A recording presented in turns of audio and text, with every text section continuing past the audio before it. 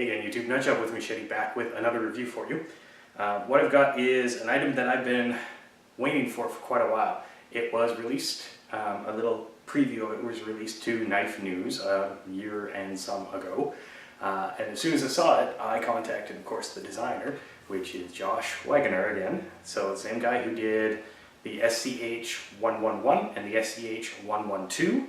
Designed this thing as well. This is the SCHMBS, otherwise known as Priscilla. Now, I'm going to give you a heads up, this straps, these are mine. I'll run through a couple of issues and we'll do the whole review. So this is how it comes basically, except it comes with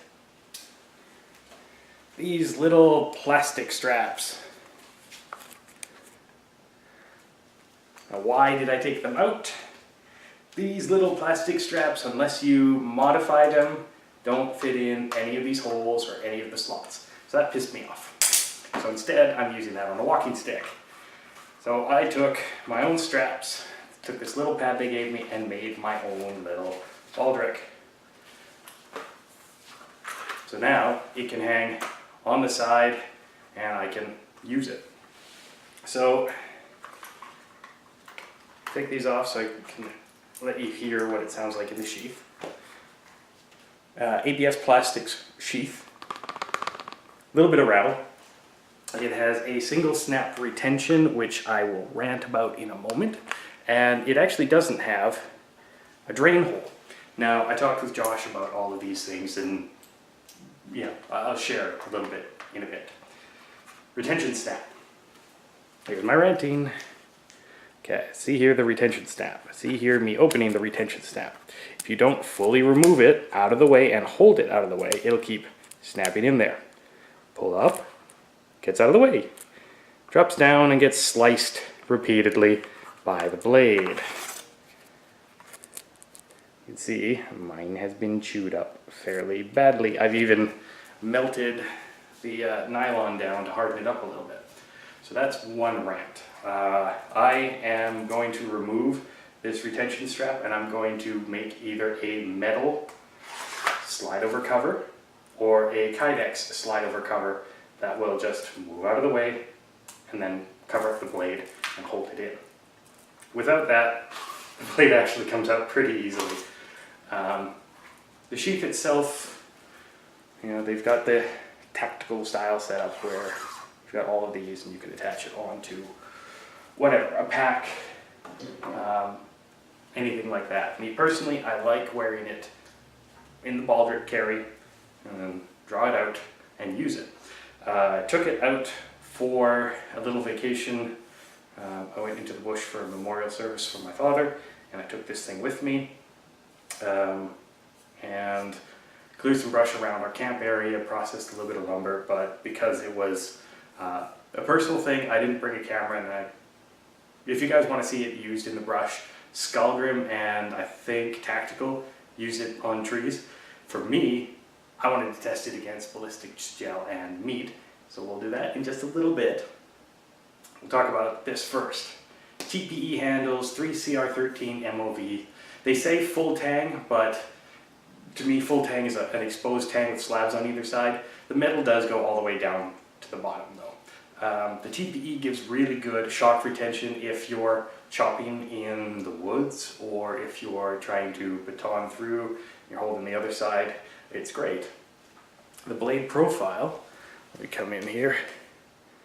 Now here's not sharp, but that's fine. The blade grind actually starts sharp here, recurve, and we've got a deep belly to a very fine point.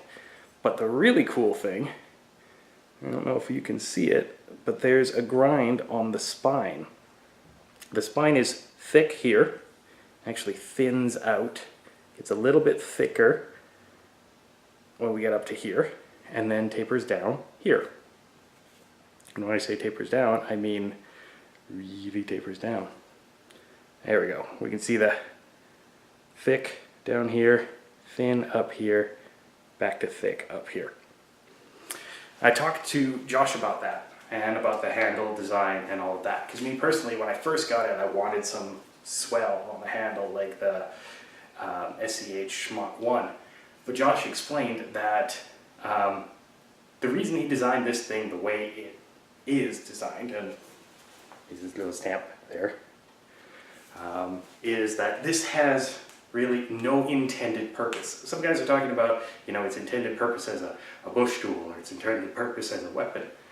The way he designed this was so that it could be used equally well as a weapon or as a bush tool. And in fact, when you use it as a weapon, for rechambers, it's so light that when it goes back into a rechamber, you don't even really feel it. You only really have to do a little bit of light work with your wrist to get it moving again. And it's agile. It's really agile. And it weighs less than a pound. I think this one actually weighs just less than a pound when I weighed it last night. Now, the inspiration for all of these allowed Josh to kind of incorporate parts of his historical knowledge, as well as his bladesmithing and his martial arts background. I'll put a link to Josh's Facebook page, to Hueytown Martial Arts, and to where I got this from. I got it from Warriors and Wonders, down below. And you guys can check out Josh's website and all that for some more information. But the handles are semi-neutral, so that you can have multiple positions. Like I said, that semi-neutral grip, many uses, many different grips. I tend to choke up. I've actually found putting my thumb on the spine gives you really good control for draw cuts. Light chops, you can just drop your thumb and let your wrist and forearm do the work. Long slashes, really good balance, the whole kit and caboodle. Let's show you how sharp it is. Now this is after my tests. Regular pieces of paper. This is actually the notes from my interview. As you can see, the suite of it, the belly, which is where you're going to be doing, if you're chopping with it, a nice chop, also does a nice draw. I've actually polished up this section of the blade right here, so that when I do a draw, that's what you saw there. Nice slices on the draw. Now, it's a bush sword named Priscilla, so what the hell? To avoid the Shasta McNasty incident where Schrade gave a really weird name to one of Josh's products, he actually named this Priscilla. He named it Priscilla so that you can get your own customized version. Now, what you guys might not know is, yes, Josh does work on some production knives, and he's worked on a few with Schrade, and he might have a few more coming down with other knife companies. But he makes his own custom items, and I'll give you his email address in the description below, and I'll put it on the screen at, why not, right now. And just in case you can't read it, it's joshuawaggoner90@yahoo.com. And he does custom work for this. So he named this one Priscilla, so the custom version could be called Teresa. 10 points if in the comments section below you can name what anime that is from. Josh, you can't comment. Okay, so the reason he named it Priscilla obviously is an anime. It's also so that you can get Teresa as a custom item. So I asked him, where did the inspiration for the spine and everything come? And he said that the spine grind was inspired by, now, gomen nasai, because I'm probably going to screw up this Japanese tradition, Ono kubizukiri tradition, which is swords that were kind of made from naginatas, where they ground down the spine, if I remember what Josh told me correctly. Sorry, Josh, if I got it wrong. But it's basically so that you get this fast, light blade with all the weight, like the thicker parts of the spine, on the spots that need them. So you can get your chops, your slices, but you still have this really, really nice light blade. And like I mentioned, the overall design of it and the spine grind and everything was a nod to Josh's historical knowledge, his martial arts, and his bladesmithing. So it let him place the steel in the spots where it's needed. Like I said, it performs as well as a tool as it does as a weapon, but I haven't shown you guys how it performs as a weapon. So I did up a batch of ballistics gelatin. Now, it's actually ultra dense ballistics gelatin. It is so dense that I shot an arrow at it using the pocket shot arrow pouch and hammer, which you'll see a review of that in a little bit, at very close range, and the arrow bounced back and hit me in the stomach. So got a little purple welt right there. That's how dense it is. It was basically so dense that even shooting it with a pellet gun, everything was bouncing off. So obviously I have to do a new batch for that video, but it worked perfectly for this. And I also did a frozen meat test. Completely frozen beef. Rather than what I did a couple of times, which was mostly frozen pork, this time the beef was actually completely frozen. So I did some deep chops on that. Let's go to that and we'll come back. We'll come back. I don't know why I got an accent there. Anyways, we'll go to that and we'll come back.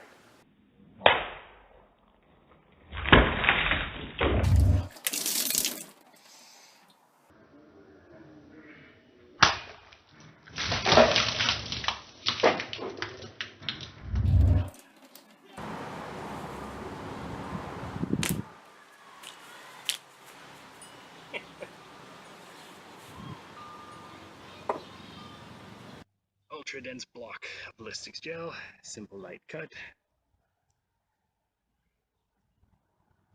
Not bad.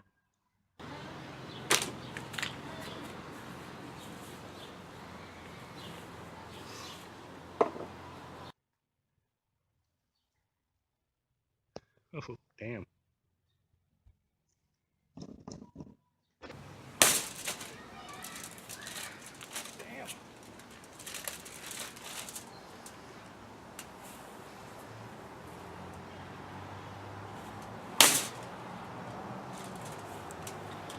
Damn.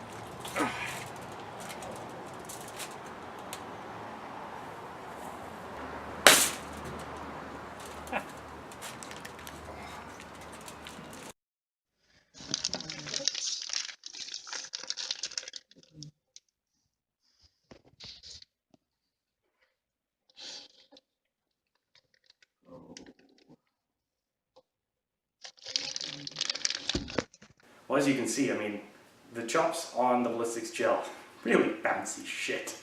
But the close-ups showed, you know, I could get 2 fingers into it, so it was about 1 inch to 1.5 inches deep. Anyways, I talked to Josh about what changes he would like to make to this. Because of course, you know, when you're working in collaboration with a company, be it Schrade, Waggoner, Tops, whatever company you might be working in collaboration with, they're going to change, or they're going to do things their way based on your design. So I asked him what he would change. You might remember the Knife News one had a two-tone finish on it. Well, he liked the two-tone finish, or he'd like to see this in a satin. Now this has the bake-on anti-rust coating with some slight texturing, like a lot of Schrade knives have. It smooths out, it eventually wears off. Me personally, if I could strip it, this shit's a pain in the ass to strip off, by the way. If I could strip it, I probably would, and then I'd polish up the blade. But two-tone or like a satin finish is something Josh would like. Also, a true full tang with like scales on the side, TPE or something like that. But a true full tang visible. And of course, the sheath. We talked about the sheath, him and I, back and forth, and you know, no drain hole, that retention snap, the damn shoulder snaps that don't fit. Thanks Schrade. No, I'm not knocking on Schrade. I am a little bit, but just things like that. I mean, I can drill a drain hole in that. I'm going to fix the retention snap, and I've already fixed the shoulder snaps, so that's fine. I asked Josh if I could share what he was working on in the future, and he said that there's going to be a similar blade to this, but smaller and more along the usage lines of like the CRK Hisu. So you guys have that looking forward to. And when you're over at his Facebook page, take a gander and you'll see he actually does make custom karambits and blades like this. So, I mean, take a look at his Facebook page, send him an email, again, joshuawaggoner90@yahoo.com, and you can get custom You can get a Teresa rather than a Priscilla, or you can get, he just posted on Facebook a little, almost like a bartender's karambit that will do some damage, so you should take a gander at that. But this thing, for $55, which is what I got Canadian for it, it's actually really nice. I do really like it. It has its quirks and all of that stuff, but for a production version of this, it's not bad. Bites in deep when you're slicing, when you're chopping, good draws, lightweight. It's actually a pretty nice overall big knife, short sword, whatever you want to think of it. Not a machete. Not flexible enough for a machete.